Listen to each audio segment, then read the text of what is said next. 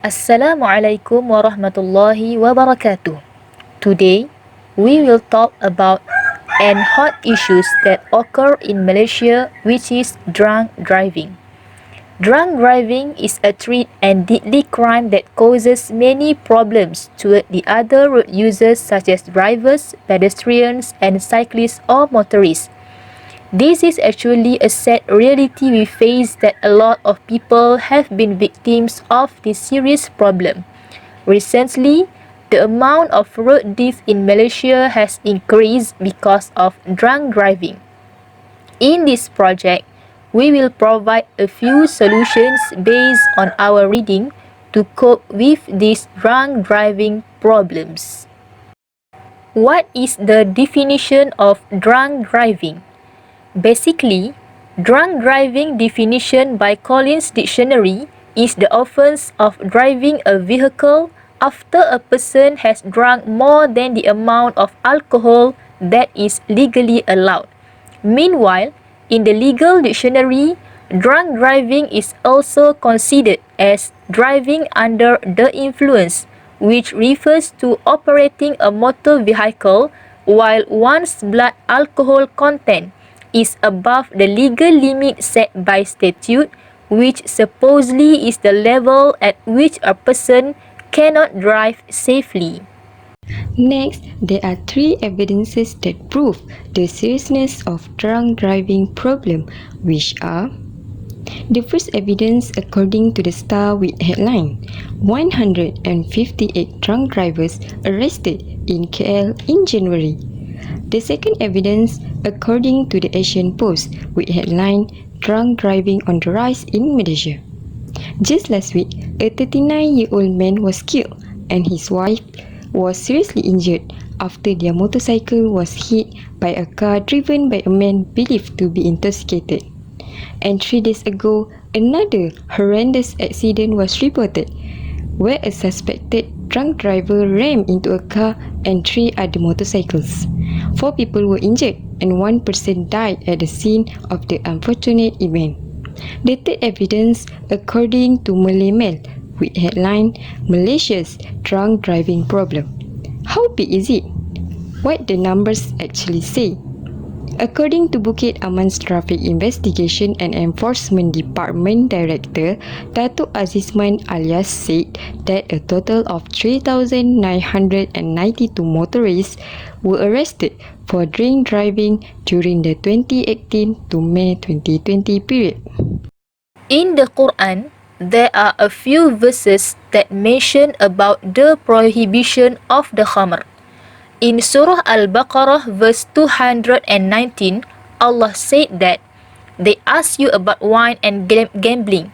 Say, in them is great sin and yet some benefit for people, but their sin is greater than their benefit. And they ask you what they should spend. Say, the excess beyond needs. Thus Allah makes clear to you the verse of revelation that you might give thought. In Surah Al-Ma'idah verse 19, Allah said, O you who have believed, indeed, intoxicants, gambling, sacrificing on stone altars to other than Allah, and divining a rose are but defilement from the work of Satan, so avoid it that you may be successful. And in Surah Al-Ma'idah verse 19:1, Allah said, Satan only wants to cause between you animosity and hatred through intoxicants and gambling, and to avert you from the remembrance of Allah and from prayer. So, will you not desist? So, let's move on to the hadith on prohibition of intoxication. Firstly, hadith according to Sahih Bukhari that narrated by Aisha. The Prophet ﷺ said, all drinks that produce intoxication are haram. That means forbidden to drink. Secondly, hadith according to Sahih Bukhari that narrated by Anas bin Malik. Alcoholic drinks were prohibited. At that time, these drinks used to be prepared from unripe and ripe dates. Thirdly, hadith according to Sahih Muslim, Ibn Umar, through another chain of transmitters, reported Allah's Messenger sallallahu alaihi wasallam having said this: every intoxicant is harm and every intoxicant is forbidden. Based on the scholars' views about the khamr, Sheikh Yusuf Al-Qaradawi states that Islam stands strongly in banning contamination, whether the quantity is little or massive. Therefore, beer and so on are haram beverages. In the statement of the Federal Territory Mufti Datuk Dr. Zulkifli Muhammad Al-Bakri, alcohol has been proven to be the mother of all social disintegration and collapse of households. It clearly shows that drinking alcohol is not a good and healthy culture. Based on the fatwa of Sheikh Yusuf Al-Qaradawi and the Mufti of the Federal Territory, we agree with their view and fatwa because, as we know, alcohol is an intoxicating drink and it is clearly stated in the Quran and Hadith that all intoxicating drinks are certainly illegal in Islam. Alcohol should be banned and prohibited to everyone, including non-Muslims. Besides, there are no benefits to anyone after all, because alcohol not only gives a bad effect and harm for the drinker, but to the others as well. If someone excessively consumes alcohol, it can lead to many chronic diseases that harm one's body. Likewise, heavy drinking totally will damage internal organs such as heart damage that lead to cardiovascular disease. Therefore, we need to avoid alcohol, even though you are Muslim or not, because alcohol is unhealthy for our bodies. Last but not least, we bring along the solution that can be considered to solve this problem. Firstly, the government should regulate the sale and purchase of liquor for the non-Muslim. Although our country is a multiracial and multi-religious country, they should be aware that official religion and all governments are conducting based on Islamic perspective. Furthermore, the hours of sale and purchase should be fixed, as this drunk driver usually occurs at night.